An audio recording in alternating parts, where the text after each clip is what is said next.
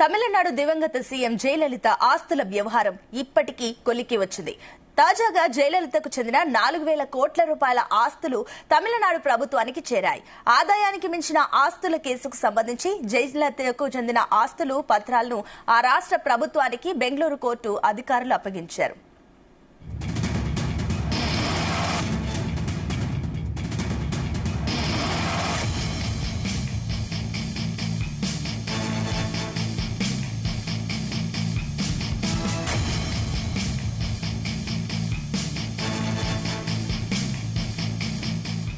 బెంగళూరు పరప్పన అగ్రహార కారాగారంలో ఇప్పటి వరకు జయలలిత ఆస్తులు పత్రాలను భద్రపరిచారు.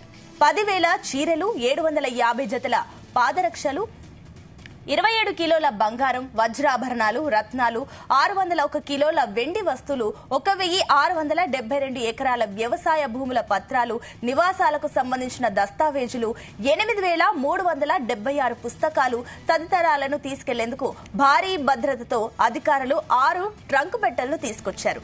న్యాయమూర్తి హెచ్ఎన్ మోహన్ సమక్షంలో వాటిని అధికారులకు అప్పగించారు.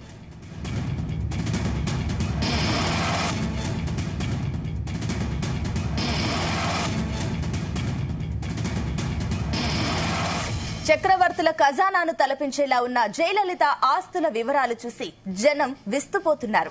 జప్తు చేసుకున్న సమయంలో ఈ ఆస్తుల విలువను 913.14 కోట్లుగా అధికారులు మదింపు వేయగా అది నేడు కనీసం 4,000 కోట్లుగా ఉండొచ్చని అనధికారికంగా చెబుతున్నారు.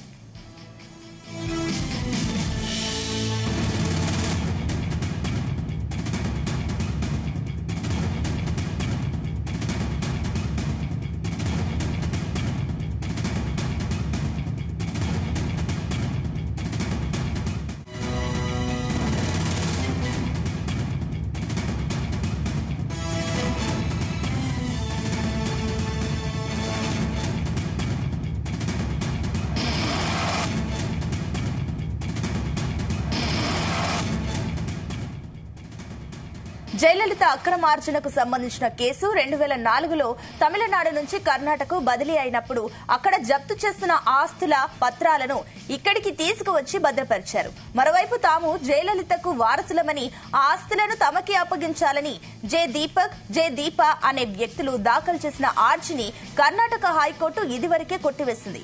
దాన్ని సవాల్ చేస్తూ వారు సర్వోన్నత న్యాయస్థానంలో వేసిన పిటిషన్ను సైతం సుప్రీంకోర్టు ధర్మాసనం తోసిపుచ్చింది. దాంతో ప్రభుత్వానికి కోర్టు అధికారులు జయలలిత ఆస్తులను అప్పగించారు.